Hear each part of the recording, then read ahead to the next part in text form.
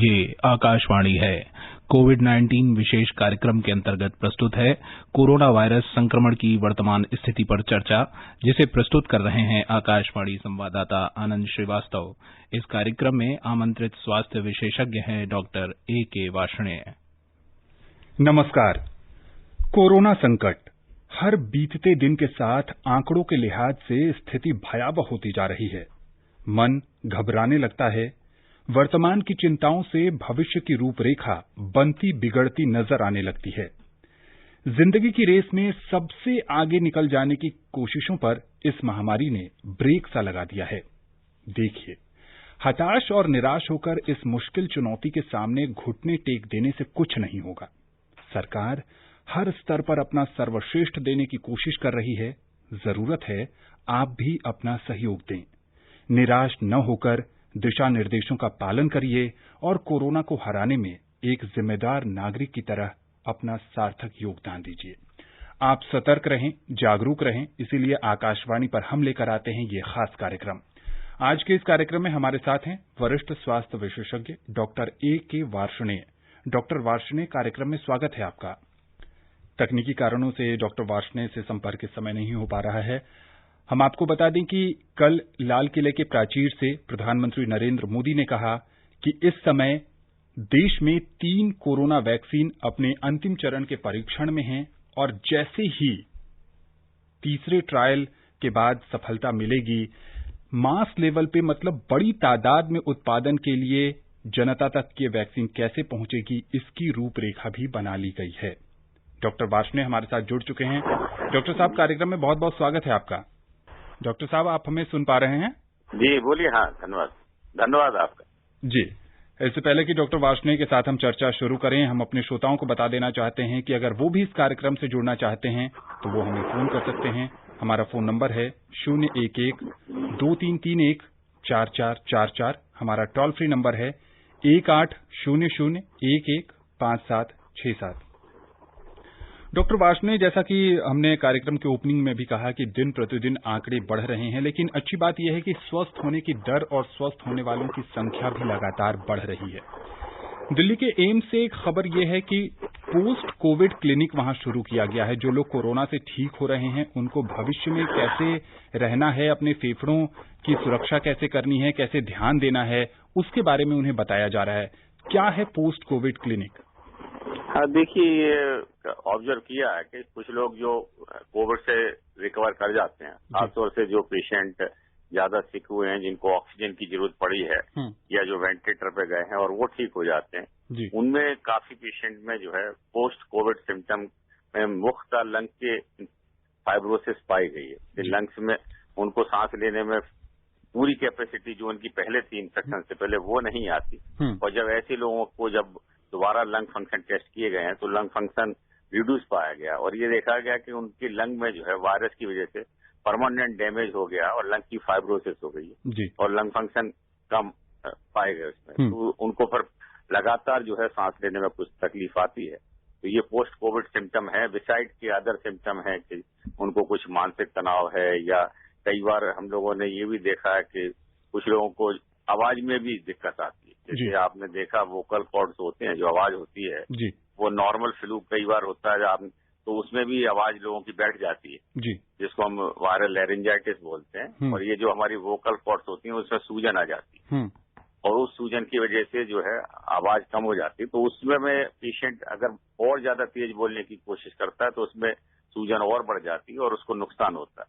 तो ऐसे केस में ये भी केस देखे गए हैं काफी लोगों में। जैसे नॉर्मल केस में जो वॉइस होती है वो 5-7 दिन में ठीक हो जाती है और कोविड में देखा गया है कई बार 4 से 6 हफ्ते भी लग जाते हैं। तो ये चीजें जो देखी गई है कि कुछ सांस लेने की तकलीफ या जो बोलने की परेशानी है, जिसको वोकल कॉर्ड हमारा यूज करते हैं वो लोग, तो वोकल कॉर्ड की वजह से हम बोल पाते हैं, वो समस्याएं कुछ लोगों में आ रही हैं।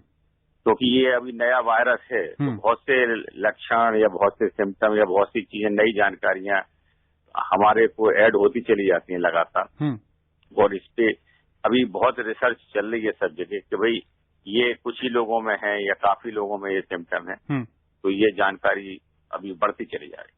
डॉक्टर वार्ष्णेय, हमारा कार्यक्रम जो श्रोता सुन रहे हैं उनमें बहुत सारे ऐसे भी लोग होंगे जो कोविड-19 से ठीक हो गए हैं और इस सूचना के बाद उनको भी ऐसा लग रहा होगा कि शायद उनके साथ भी ये दिक्कत है, तो ऐसे में क्या उनको आप सलाह देंगे, क्या सावधानी बरतें हो? देखिए, सबसे बड़ा तो यही है कि वैसे भी जब कोई पेशेंट अगर एडमिट होता है अस्पताल में, तो डॉक्टर लोग जब डिस्चार्ज करते हैं तो उसको डिस्चार्ज के बाद 1 हफ्ते के बाद या 2 हफ्ते के बाद जरूर बुलाते हैं दोबारा देखने के लिए कि भाई उसको किसी तरीके के कोई परेशानी या लक्षण तो नहीं आ रहे हैं। तो वो तो हम नॉर्मल भी बुलाते हैं, परंतु अगर किसी व्यक्ति को लग रहा है कि वो स्वस्थ नहीं फील कर रहा, उसको सांस लेने में कोई तकलीफ लगातार बनी हुई है या उसकी आवाज में कोई तकलीफ बनाई हुई है या कोई उसको न्यूरोलॉजिकल प्रॉब्लम किसी तरीके की हुई है, तो तुरंत ही अपने डॉक्टर को संपर्क करें और फिर वो आवश्यक जांच करके। लेकिन दूसरा ये होता है कि कुछ हद तक देखिए, क्योंकि ये बीमारी नया है और उसका डर काफी बैठ जाता है, खासतौर से जो पेशेंट बहुत सीवियर स्टेज से गए हैं, जिनको लगातार अस्पताल में रहना पड़ा और 1 से 2 हफ्ते या 3 हफ्ते लगे हैं उनको रिकवर करने में, उनको ऑक्सीजन लगी है या अनफॉर्चुनेटली कई बार वेंटिलेटर सपोर्ट पे गए हैं या ओरेंटेज से, तो एक मानसिक तनाव भी बहुत रहता है और ये डर हमेशा के लिए बैठ जाता है कि शायद मैं पूरी तरीके से ठीक है। तो एक तो ये होता है कि वो उस मानसिक तनाव को कम से कम करें और जो डीप ब्रीदिंग एक्सरसाइज है, जैसे प्राणायाम होता है या जो ब्रीदिंग गहरी सांस लेके गहरी सांस छोड़ें, इस तरीके की, या लंग को एक्सपेंड करने के लिए इवन आप जैसे सिंपल एक्सरसाइज घर में गुब्बारे वगैरह भी फुला सकते हैं। तो ये पोस्ट जैसे एक्सप्रेशन जिसको हम बोलते हैं, तो इससे हमारी लंग्स की कैपेसिटी बढ़ती है। इसके अलावा जैसे हम एक प्रोन रेस्पिरेशन बोलते हैं, नॉर्मली हम लोग जो है कमर के बल सोते हैं, सब लोग ज्यादातर या साइड में सोते हैं। एक अगर आप पेट के बल सोते हैं तो उसको हम प्रोन स्लीपिंग बोलते हैं और प्रोन ब्रीदिंग, उसमें अगर आप थोड़े देर 1 घंटे लेटर प्रोन ब्रीदिंग करें तो जो हमारे लंग्स के पिछले हिस्से होते हैं, जो पोस्टीरियर पार्ट होता है, जो जनरली हमारा एक्सपेंड नहीं हो पाता, वो भी एक्सपेंड हो जाता है, तो हमारी लंग्स की एयर ऑक्सीजन टेकिंग कैपेसिटी बढ़ जाती है। तो ये रेस्पिरेटरी एक्सरसाइज करके, इस तरीके की कुछ चीजें करके और एक अच्छा भोजन जिससे हमारी इम्यूनिटी बढ़े, जिसमें प्रोटीन्स की चीजें हैं, विटामिन सी वाले या फल हैं, हरी सब्जियां हैं, दूध दही है, इसके अलावा जैसे विटामिन सी वाले आंवला, नींबू, इस तरीके के ऑरेंज, मौसमी, तो ये सब करके एक पौष्टिक भोजन करें, नियमित थोड़ा सा तनाव दूर करने के लिए प्राणायाम वगैरह करें, कुछ लंग की एक्सरसाइज करें और ये मान के चलें कि काफी हद तक आप ठीक हो चुके हैं, फिर भी अगर कोई लक्षण बनते हैं तो तुरंत ही अपने डॉक्टर को कंसल्ट करें। अगर ये हम सब करेंगे तो ज्यादातर लोग स्वस्थ रहेंगे, क्योंकि देखिए लक्षण जरूर आ रहे हैं, परंतु ऐसा हम लोगों ने नहीं देखा कि जो व्यक्ति स्वस्थ होकर चले गए हैं वो बाद में कोई गंभीर बीमार हो गए, ऐसा नहीं देखा गया। हल्की फुल्की उनको लक्षण रह सकते हैं और वो कुछ हद तक जो है मानसिक तनाव से भी होता है और कुछ हद तक उनके लंग्स में अगर कोई डैमेज हो गया है तो उसकी वजह से भी हो सकता है। जी डॉक्टर वार्ष्णेय, पिछले कुछ दिनों से सोशल मीडिया पर कुछ चीजें बहुत तेजी से ट्रेंड कर रही हैं और उसमें ये है कि जो रोग प्रतिरोधक क्षमता बढ़ाने के लिए आयुष मंत्रालय की तरफ से जो काढ़ा निर्देशित किया गया है, उसको पीने से लोग कह रहे हैं कि लगातार सेवन से शरीर में उसके दुष्प्रभाव भी देखने को मिल रहे हैं।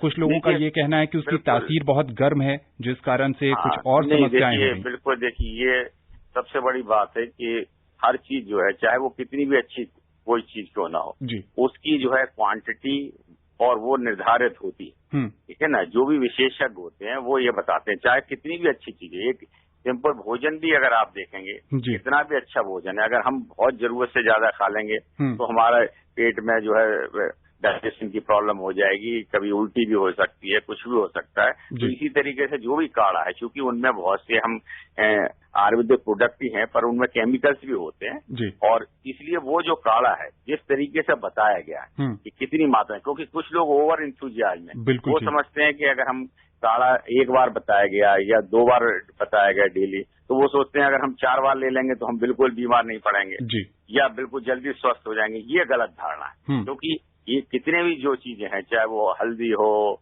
या आपकी अदरक हो या और भी काली मिर्च हो या बहुत सी जो जड़ी बूटियां हैं, ये सब जो है केमिकल्स होते हैं इनमें। तो ये एक निश्चित मात्रा में जो उसमें बताया गया है कि कितनी मात्रा डालनी है और कितनी बार लेना है, उसी में जो है एक विशेषज्ञ की राय के हिसाब से ही उनको लेना चाहिए।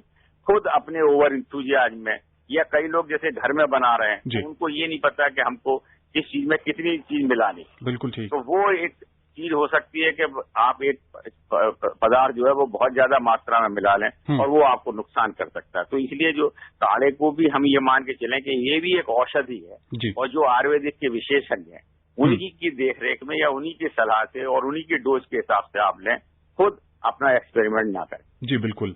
आयुष मंत्रालय के वेबसाइट पर और कई सारी जगह पर आयुष मंत्रालय ने बहुत स्पष्ट किया है कि काढ़े में कौन कौन सी चीजों को शामिल किया जाए और किस अनुपात में शामिल किया जाए, वो सबसे ज्यादा महत्वपूर्ण है। डॉक्टर वार्ष्णेय, कल प्रधानमंत्री ने भी अपने 15 अगस्त के संबोधन में कहा कि भारत में 3 कोरोना वैक्सीन का जो परीक्षण है वो अपने अंतिम चरण में है और आने वाले समय में वो जनता के लिए उपलब्ध होगा। ट्रायल जो है वो फाइनल फेज का चल रहा है। रूस से खबर आई थी कि उन्होंने एक वैक्सीन तैयार कर ली है। पूरी दुनिया ये जानना चाहती है कि आखिर जो साधारण जनता है उन तक कब तक वैक्सीन पहुंचेगी।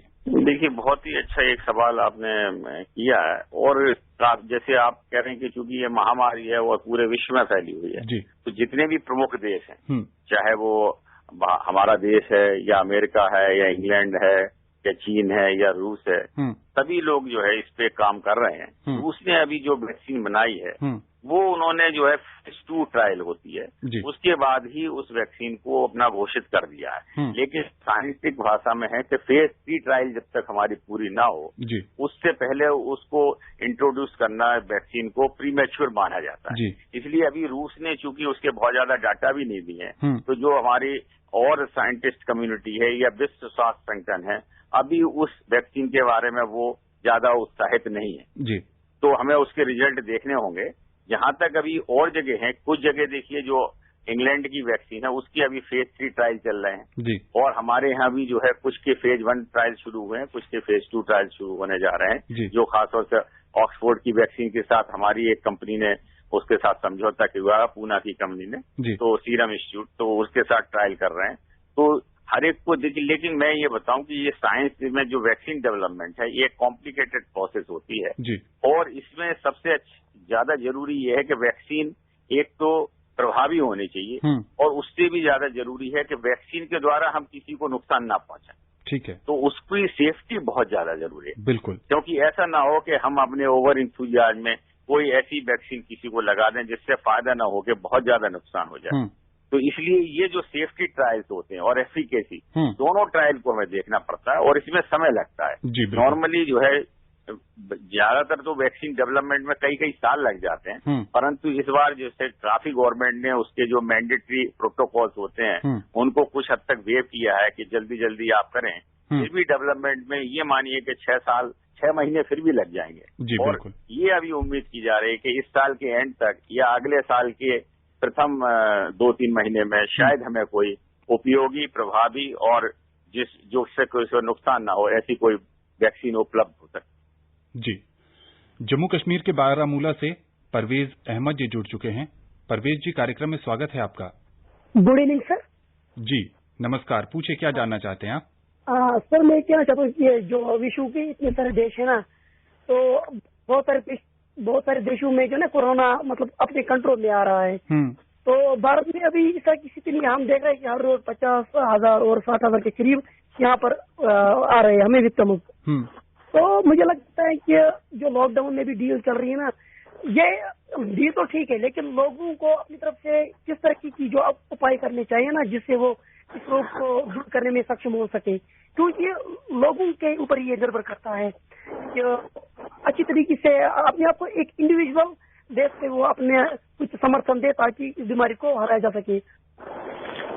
देखिए, इन्होंने बहुत ही अच्छी बात की है क्योंकि यही देखिए सारे डॉक्टर से हमेशा कहें कि जब तक चूंकि इसकी कोई प्रभावी वैक्सीन उपलब्ध नहीं है या दवा है तो सिर्फ हमें जागरूक ही होना है और बचाव ही इसका, अभी आप ये कह सकते हैं कि बचाव से ही हम इसको बढ़ने से रोक सकते हैं या वही इस समय इसका इलाज है। और हर व्यक्ति ये जानता है क्योंकि बार बार हमारे माननीय प्रधानमंत्री जी ने भी हर फोरम से, हमारी साइंटिस्ट कम्युनिटी में भी हर फोरम से यही कहा है कि आप हमेशा जो है जब भी घर के बाहर निकलते हैं एक मास्क लगा के चलिए और मास्क को अच्छी तरीके से वो हमारे नाक और मुंह को ढकना चाहिए। कभी भी जो है आप उसके गार्ड नीचे ना करें और एक सेफ डिस्टेंस पॉसिबल है 3 से लेकर 6 फीट की, वो दूरी बना के रखें। और अगर अपने हाथों को कोई भी गंदी चीज लगाते हैं, हाथों को बार बार आप साफ करते रहे। अगर हम ये 3 चीजें करेंगे तो ये इन्फेक्शन एक दूसरे से, क्योंकि ये इन्फेक्शन अभी भी जो है एक व्यक्ति जो संक्रमित होता है उससे दूसरे व्यक्ति को फैलता है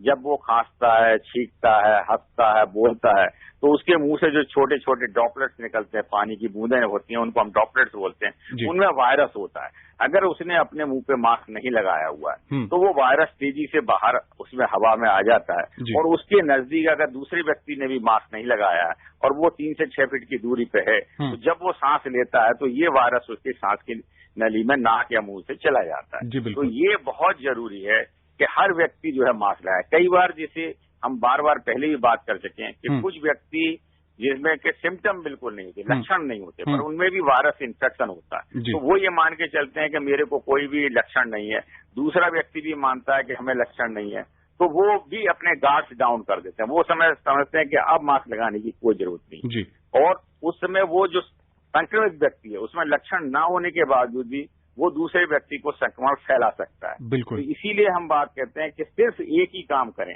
कि आप हमेशा जो है जब भी बाहर रहते हैं, किसी कार्यवश जाते हैं, कोई दुकान पे सामान खरीदने जाते हैं, अपने ऑफिस में अगर आप शेयर करते हैं या अपने ऑफिस के कुलीग के साथ शेयर करते हैं, कभी भी अपने गार्ड्स डाउन ना करें, चाहे वहां पे सब लोग बिना सिम्टम के भी बैठे हों, हमेशा अपना मास्क लगा के बैठें, कुछ सोशल डिस्टेंस। हाँ, अगर आप अपने कमरे में अकेले बैठे हुए हैं या अपने परिवार में जब सारे व्यक्ति स्वस्थ हैं, वहां पे मास्क लगाने की जरूरत नहीं है।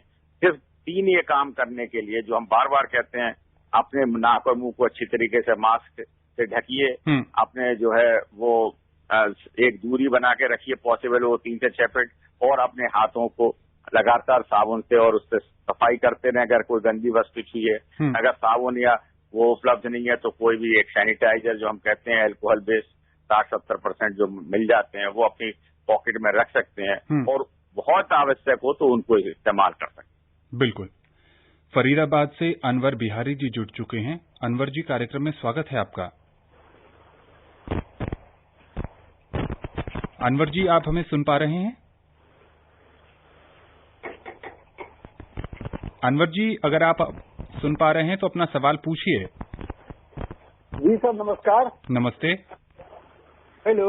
हाँ जी, पूछिए, क्या जानना चाहते हैं आप?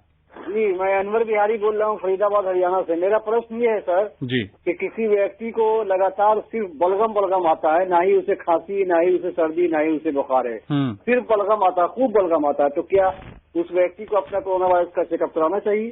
सर्दी, खांसी, बुखार की समस्या नहीं है, सिर्फ बलगम आ रहा है, तो क्या ये कोरोना के लक्षण हैं? अगर उनको पहले से ही बलगम आता है और तो उसका कारण फिर कोरोना नहीं हो सकता। कई बार बहुत से लोग स्मोकिंग करते हैं, है ना, तो ऐसी स्मोकिंग में जो है उनकी जो ग्लैंड्स होती हैं वो एक्टिव हो जाती है और उनको बलगम वगैरह आता रहता है। तो अगर अभी ये बीमारी बहुत पुरानी बीमारी है तो फिर उसका कारण कुछ और हो सकता है। लेकिन अगर अभी रिसेंटली ही आया है और अब आपको लगता है कि कोई नए लक्षण है तो एक बार अपनी डॉक्टर की सलाह लेते हैं। परंतु जैसा इन्होंने बताया कि उनको कोई बुखार नहीं है, खांसी नहीं है, सांस में तकलीफ नहीं है, तो केवल बलगम आना कोई कोरोना का लक्षण नहीं है। जी बिल्कुल। अगले कॉलर पॉल जी जुड़ चुके हैं। पॉल जी, कार्यक्रम में स्वागत है आपका। हाँ जी सर, नमस्कार जी। जी नमस्ते, क्या जानना चाहते हैं आप? डॉक्टर साहब को भी नमस्कार। मैं पॉल बोल रहा हूँ जलंधर, पंजाब से। मैं सर पूछना चाहता हूँ कि जैसे हाई बीपी वालों को क्या प्रिकॉशन लेना चाहिए? जैसे आपने एक दिन बताया था ना, डॉक्टर बाली बता रहे थे कि हवा में वायरस रहता है, तो हम छत के ऊपर टेरेस में अपने घूमने में उसमें क्या प्रिकॉशन लेना चाहिए? यही है सर। जैसे जैसे मीडिया के जरिए ये खबरें आ रही हैं डॉक्टर वार्ष्णेय कि हवा के माध्यम से भी ये फैल सकता है और WHO ने भी कहा है, तो वही जानना चाहते हैं। ये इनके 2 सवाल हैं कि क्या छत पर घूमना सुरक्षित है?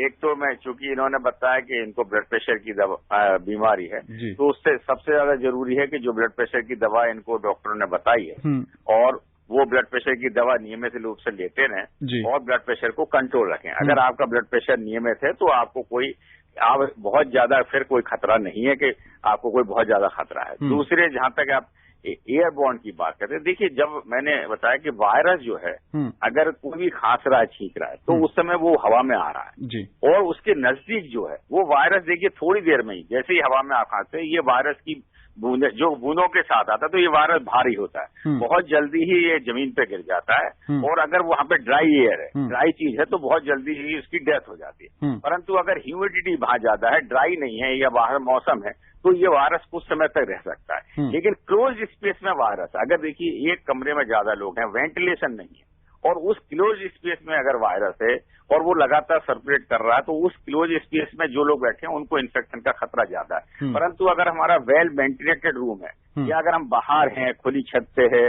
या बाहर मैदान में घूम रहे हैं और वहां हमारे साथ कोई भी व्यक्ति संक्रमित नहीं घूम रहा है, तो ये वायरस ऐसा नहीं है कि ये हवा के कण की तरीके से, जैसे धूल और आंधी में हवा के कण होते हैं, एरोसोल होता है, या जैसे पॉल्यूशन का एरोसोल होता है, वो हमारे में उस तरीके का वायरस नहीं होता और उस तरीके से आपको सांस लेने में या इस तरीके से कोई इन्फेक्शन होने का कोई भी खतरा नहीं। जी बिल्कुल। बेंगलुरु से श्रीकांत जी जुड़ चुके हैं। श्रीकांत जी, कार्यक्रम में स्वागत है आपका। हेलो जी, पूछिए क्या जानना चाहते हैं। भाई साहब, ये पूछ रहे हैं कि जैसे अक्सर बारिश के लिए जेब में एक पॉलीथीन रखते हैं, उसी से सर ढक लेते हैं, तो क्या अभी भी एक पॉलीथीन से सर ढक लें जिसमें आंख, नाक, मुंह सब ढके जाते हैं और नीचे से हवा आती रहती है, सांस लेते रहते हैं, तो क्या ये कर सकते हैं? नमस्कार, जय हिंद। ये एक ढंग से रेन कोट की बात कर रहे हैं डॉक्टर वार्ष्णेय कि प्लास्टिक के जरिए खुद को सुरक्षित रखना। अगर आप कोई भी चीज है, जैसे छाता लेते हैं आप या रेन कोट पहनते हैं या टॉवल वगैरह, जो भी आपके पास कोई चीज है और वो साफ सुथरी है, तो आप बिल्कुल ढक सकते हैं अगर आपको उसमें सांस लेने में या किसी तरीके की कोई तकलीफ नहीं आ रही है। हाँ, वो बिल्कुल। और मतलब अगर देखिए मैंने ये बताया कि अगर आपके आसपास कोई व्यक्ति नहीं है तो आपको, जैसे 6 फीट की दूरी में कोई व्यक्ति नहीं है, तो आपको ऐसा नहीं है कि हवा से वायरस आपके शरीर में घुस जाएगा। ये वायरस जब ही होगा जबकि कोई व्यक्ति आपके साथ है और वो इन्फेक्टेड है और वो वायरस हवा में दे रहा है, तो उसके लिए जरूर हम कहते हैं कि भाई मास्क लगा के रखिए। लेकिन अगर आप अकेले किसी सड़क पे जा रहे हैं, अकेले किसी पार्क में हैं, अपने घर की छत पे आप अकेले घूम रहे हैं या आप अपने फैमिली मेंबर जिनमें सब स्वस्थ हैं, तो आपको ना तो मास्क लगाने की जरूरत है ना कुछ चीज ढकने की जरूरत है। हाँ, बारिश में हम जरूर ये कहेंगे कि अपना बचाव इसलिए जरूरी है कि बारिश में कई बार अगर आपको एक साधारण भी जुकाम हो जाता है, जो फ्लू होता है, वो भी वायरल फीवर होते हैं, वायरल फ्लू होता है, तो उसमें अगर फीवर आ गया या जुकाम हो गया या खांसी हो गई, तो आप कंफ्यूज हो जाएंगे कि भाई ये कहीं कोरोना तो नहीं है। और क्योंकि कोरोना के और सामान्य फ्लू के लक्षण लगभग एक जैसे होते हैं, कोई उनमें डिफरेंशिएट करना बहुत मुश्किल होता है। तो आज के समय में अगर आपको सामान्य फ्लू भी हो गया तो फिर आपको को भी चिंता हो जाएगी। और अगर आप अपने डॉक्टर की या स्वास्थ्य किसी विशेषज्ञ को कंसल्ट करते हैं तो वो भी कहेगा कि भाई ये लक्षण चूंकि इस समय आए हैं तो आप अपना कोरोना टेस्ट करा लें। तो इसलिए मैं ये कहूंगा कि बारिश के मौसम में अननेसेसरी भीगने से बचें। अगर जरूरी ना हो तो ना निकलें और निकलें तो पूरी तरीके से आपको प्रोटेक्ट करें, अपना छाता या रेनकोट पहन के लिए। जी। बारामूला से सीमा जी जुड़ चुकी हैं। सीमा जी, कार्यक्रम में स्वागत है आपका। Good evening sir. जी नमस्ते, पूछिए क्या जानना चाहती हैं। मेरा सवाल ये है कि अगर कोई व्यक्ति जिसको ये वायरस लगा हो, अगर उसने कोई परफ्यूम छिड़का हो ना अपने बदन पे, कोई खुशबू लगाई हो, क्या अगर कोई दूसरा व्यक्ति जो संक्रमण से प्रभावित नहीं हुआ, क्या उसको ये रोग लग सकता है? एक दूसरा ये है कि कोई कभी हम लॉकडाउन का पालन नहीं करते, मानो कि क्रिकेट के खिलाड़ी खेलते हैं, वो कभी कभी एक गेंद को दूसरा आदमी लेता है अपने हाथ में, क्या उससे वो चैन नहीं बनती है कोरोना फैलने की?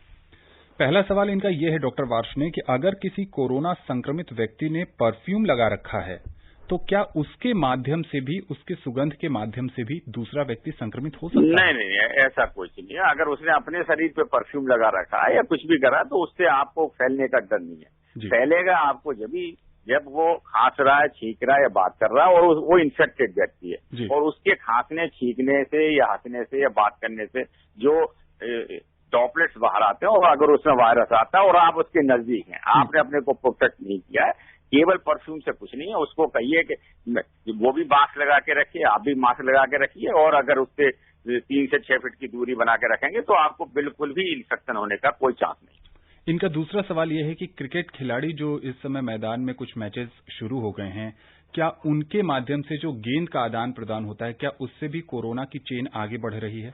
हाँ, देखिए कोरोना, देखिए मैंने ये बताया कि अगर वो खिलाड़ी हैं, आजकल आपने जैसे ज्यादा तो सुना होगा कि जो भी खिलाड़ी जा रहे हैं या जो भी जहाँ पे एक कम्युनिटी इकट्ठी हो रही है एक स्पेसिफिक तरह की, तो वो सब लोगों पहले अपना टेस्ट करा रहे हैं और उसी टेस्ट के बाद जो है वो वहां पे सम्मिलित करने का उनको परमिशन दी जा रही है, क्योंकि वो नेचुरली एक क्लोज कम्युनिटी है। अगर एक भी व्यक्ति इन्फेक्टेड है तो वो दूसरे व्यक्ति को, चूंकि उसके बहुत नजदीक आ रहा है और वो मास्क लगा के तो देखिए खेल नहीं सकते, क्योंकि फिर उनकी सांस फूल जाएगी या उनको परेशानी होगी। तो उसका ये एक तरीका है कि जो भी खिलाड़ी हैं वो अपने को आइसोलेट, मतलब वो ग्रुप आइसोलेट रखे और सारा ग्रुप अपनी पहले टेस्ट करा ले और फिर वो किसी और व्यक्ति से ना मिले जिसको वो नहीं पहचानते। अगर इसीलिए जो खेल अभी शुरू किए गए हैं वो आप देखिए कि केवल खिलाड़ी खेल रहे हैं, अभी दर्शकों को उसमें एडवाइज नहीं किया जा रहा कि आप देखें, मतलब वो सिर्फ आप टेलीविजन पे या उस पर देख सकते हैं, दर्शकों को वहां नहीं आने दे रहा, क्योंकि ये वायरस नेचुरली बड़ी तेजी से फैलता है। तो अगर एक व्यक्ति भी संक्रमित है और उसके नजदीक सब लोग आ रहे हैं बिना प्रोटेक्टेड तो फैल सकता है। इसलिए जो भी खिलाड़ी आ रहे हैं या जो भी इस तरीके की असेंबली हो रही है या कई बार जैसे ड्यूटी लग रही है, सरकारी ड्यूटी लग रही है और उसमें एक अलग प्रोटोकॉल जारी किया जा रहा है, चाहे हमारे हेल्थ पर्सनल है, उनको एक जगह लगाया जा रहा है, तो उससे पहले उनकी कोविड टेस्ट की जा रही है कि भाई वो बिल्कुल उससे फ्री हो तभी वो टेस्ट करें। बिल्कुल। बिहार से शंभू जी जुड़ चुके हैं। शंभू जी, कार्यक्रम में समय बहुत कम है, जल्दी से अपना सवाल पूछिए। गिलोय से कोरोना में क्या फायदा है? देखिए ये एक आयुर्वेदिक औषधि मानते हैं और जैसे इम्यूनिटी बूस्टर बोलते हैं, ये भारत सरकार के, जैसे अभी पीछे हमने बात करी थी कि आयुष मंत्रालय ने भी कहा है या और भी कहते हैं, तो ये इम्यूनिटी बूस्टर होते हैं। देखिए ये आपकी शरीर की वायरस से लड़ने की क्षमता बनाते हैं, परंतु ये नहीं है कि ये वायरस को किल कर देंगे या उसका कोई इलाज कर देंगे, ठीक है ना जी। तो वायरस से तो आपको बचना ही है। हाँ, इम्यूनिटी बूस्टर जैसे बहुत सी आपको इम्यून चीजों के लिए हम आयुर्वेदिक प्रोडक्ट भारत सरकार के आयुष मंत्रालय ने भी बोला है या जो जनरल हमारे समाज में भी ये जानकारियां हैं, तो उसी हिसाब से आप उनको ले सकते हैं, परंतु इसकी उचित सलाह जो है कोई आयुर्वेदिक विशेषज्ञ ही दे पाएंगे। जी बिल्कुल। समय समय पर आकाशवाणी के इस कार्यक्रम में हम आयुष मंत्रालय के वरिष्ठ स्वास्थ्य विशेषज्ञों और आयुर्वेदाचार्यों को भी शामिल करते हैं और उस कार्यक्रम को अगर आप सुनेंगे तो उसमें आयुर्वेद से जुड़ी, आयुष मंत्रालय से जितने भी दिशा निर्देश हैं उससे जुड़ी आपको जानकारी मिल सकती है। डॉक्टर वार्ष्णेय, चलते चलते क्या बताना चाहेंगे? एक तरफ लगभग 50,000 से ज्यादा की तादाद में हर दिन कोरोना संक्रमित लोगों की संख्या भारत में आ रही है, दूसरी तरफ ज्यादातर गतिविधियां खुल गई हैं, ऐसे में खुद का बचाव कैसे करें? देखिए बिल्कुल, अब देखिए सारी व्यावसायिक गतिविधियां खोल रही हैं और जैसे हमने अनलॉक 3 कर दिया और धीरे धीरे करके देखिए हमको सब एक्टिविटी खोलनी पड़ेगी। हालांकि जो अभी भी बड़ी एक्टिविटी हैं जैसे जनरल रेल ट्रांसपोर्ट है या हवाई जहाज का ट्रांसपोर्ट है या स्कूल्स हैं या क्लब्स हैं या इस तरीके की चीजें अभी भी भारत सरकार ने नहीं अलाउ की हैं, क्योंकि उसमें डेफिनेटली इन्फेक्शन फैलने का डर रहता है।